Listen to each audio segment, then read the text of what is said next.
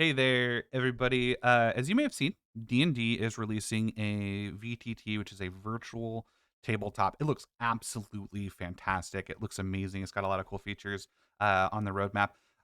I have to be honest with you, I am wholeheartedly against it.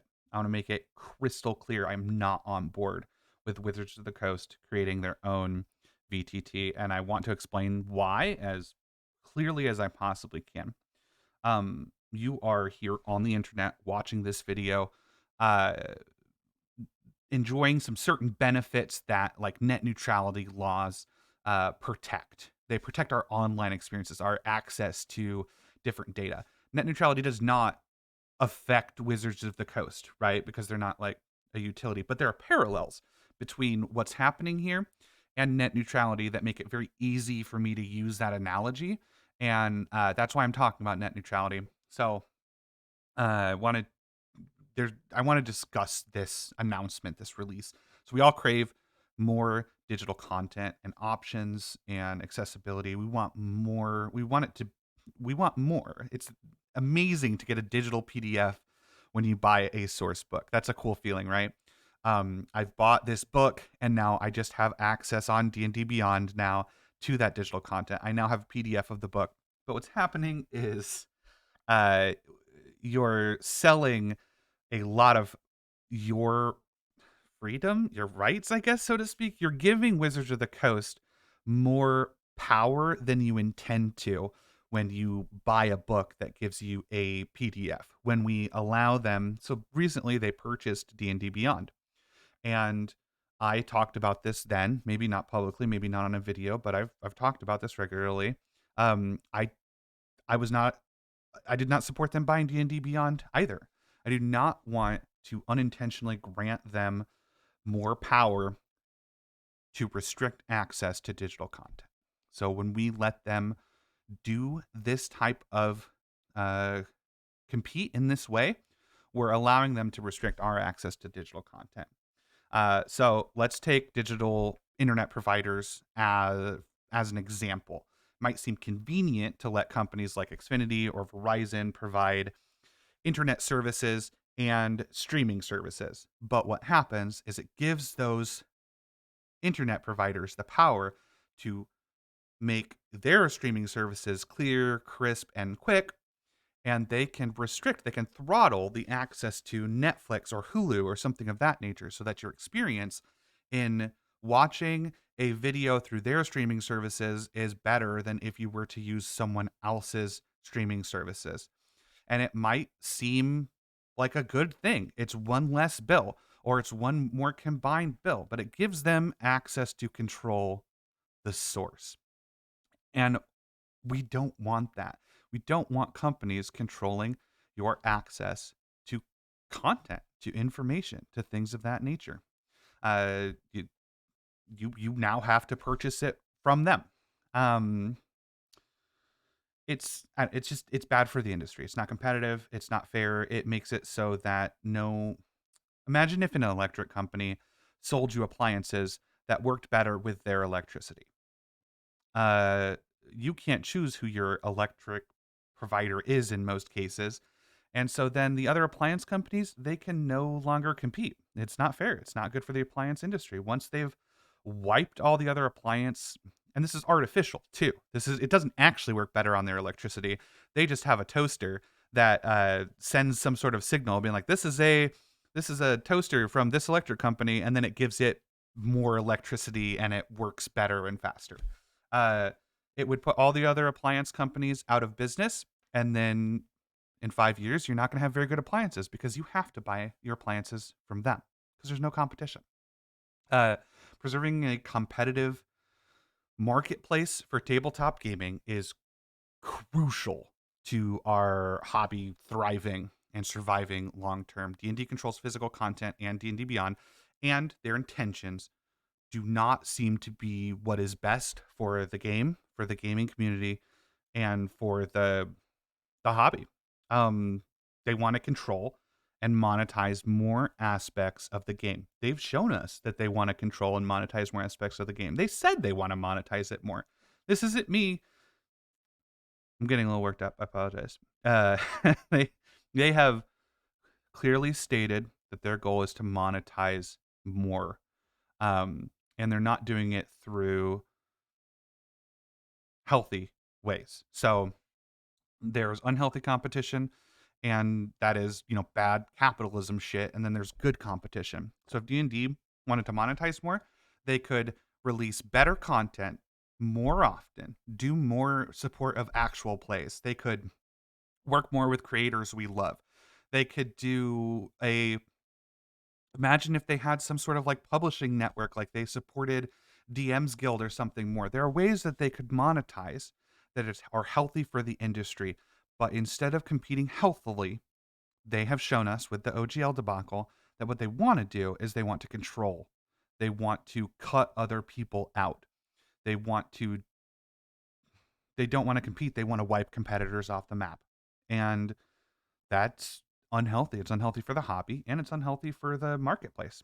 Um, you don't see the warning signs. You're fooling yourselves. They aren't prioritizing you. So the VTT is going to have a subscription fee. You're going to be purchasing content on top of that subscription fee. There might be a free version, sure, but you're going to be buying the book. You're going to get, yay, I got my digital copy too. You're also going to be paying a subscription to the VTT. And you might say, oh, well, I'm already paying a subscription to another VTT. You're now paying one company for your subscription, for your content, and for your digital content. And guess what's coming next? Microtransactions. You are wrong, and you're not being honest with yourself if you don't think the next step to the VTT is going to be microtransactions. There's going to be minis, there's going to be emotes, there's going to be skins, pets, spells, profile borders, color packs. I wouldn't even be surprised if there's loot boxes. If there's like daily logon rewards and then loot boxes. Wouldn't surprise me in the least. So look what happened with like Blizzard. You have to purchase a AAA game. You have to pay a subscription to that game. And there's microtransactions everywhere. Even if you're not doing the microtransactions, they're everywhere. They're surrounding you. They're all around. Everyone else is doing it. You can just buy gold in that game now. And that could be the future of Wizards of the Coast. Is you're now getting they've controlled everything. They have full control over how you get your access to this game. And now you're buying content. You're surrounded by microtransaction and a community that's just seeking these microtransactions. And you're paying a subscription fee. Let's say, and speaking about Blizzard, like the only way to stop Blizzard from doing that is if everyone stopped. Everyone stopped buying those things. Everyone stopped doing the microtransactions. Everyone unsubscribed. We all came together in a great way with the OGL, and we said no. And I hope that we can come together with this and say no too. I don't have high hopes, but we see what's coming down the line. We see what's changing. We see what's going to happen soon. And your D&D experience in 5 years is going to be subscriptions and microtransactions, and the content. That's going to be what steers the content. The content's not going to be steered on what's better for the game. The content's not going to be steered on what's interesting or engaging. What the content is going to be steered on what they can sell the most of. Period. So let's say that doesn't bother you. Let's say the subscription doesn't bother you. Microtransactions don't bother you. Consider this. The only thing keeping the other VTT companies alive is their access to that digital content. That is the source that D&D is trying to control more of. Their access to that is what's on the line here. And D&D controls the access to that source. The only thing keeping these other companies alive, and we won on the licensing front and said no, but the future of websites like Roll20 is uncertain. D&D could whittle away their competitors' ability to stay in the game. And if you think I'm overreacting, let's look again at look around. Look at these other gaming companies, how they treat their modding communities.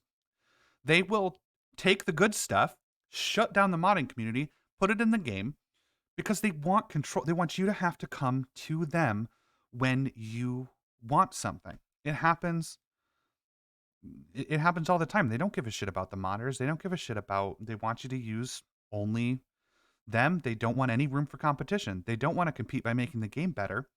They want to. They want control. The CCP Gray made an excellent analogy for this years ago, 10 years ago, probably, when net neutrality was up for discussion. Imagine if Walmart came to like city council and said, we'll build all the roads in this city and we'll maintain them for free. You don't have to pay us a dime.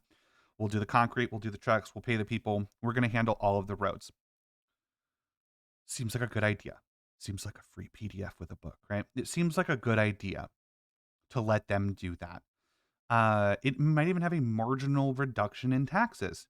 Like you don't have to spend $30 on a PDF anymore because you already have it when you bought the book. So you're saving a little bit of money. Walmart now owns the roads. Don't be surprised if in 5 years all roads lead to Walmart. And don't be surprised if a road that doesn't lead to Walmart is broken down and neglected and gets no care. And don't be surprised if the people that can't afford to go to Walmart and don't have a road that goes to Walmart are neglected and don't have a way to play this game and don't have access to the game.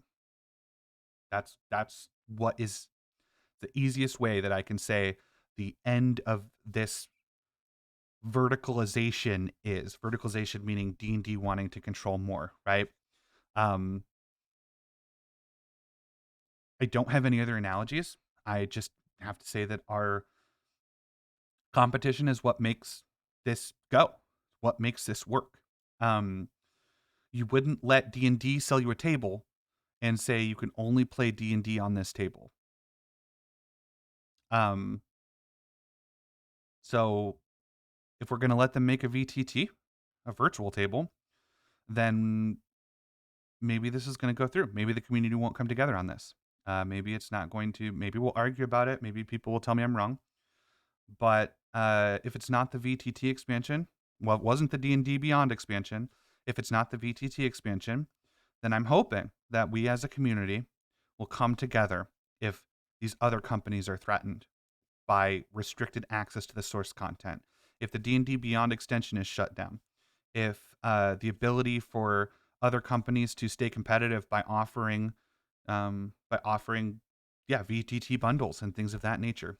If this isn't it, if we're going to open this road to be traveled down, then I hope we come together at a later date when those people are challenged. But it will probably be too late because you're going to have all your microtransactions, you're going to have all your skins, all your friends are going to be there. It's what happened with Diablo and World of Warcraft. They're not bad games. It's bad companies with bad practices. And if we all just said no, we're not going to pay you more for subscriptions. We want better content. We want more content. We want. I think I've said what I needed to say. It's time for us as a community to come together and stand up against monopolistic practices in the gaming industry. And that includes buying companies and entering verticals that they don't need to be in. I don't want my gaming company making the VTT, just like I don't want my electric company making the appliances. I urge you to think twice before subscribing to D&D's VTT. I urge you to think twice before supporting it. Instead, let's promote healthy competition and protect the future of tabletop gaming. D&D is what it is because of the derivatives, because of the people taking it and making it their own. The homebrew, the DMs, what I love about this game is the community and the things that we've done together. And we deserve the people who own the source to support us and to enable us to do that more. We saw what they want. We saw a peak, and we saw what it took to say no to that. And I'm hoping we can do that again. Have a good day, everybody.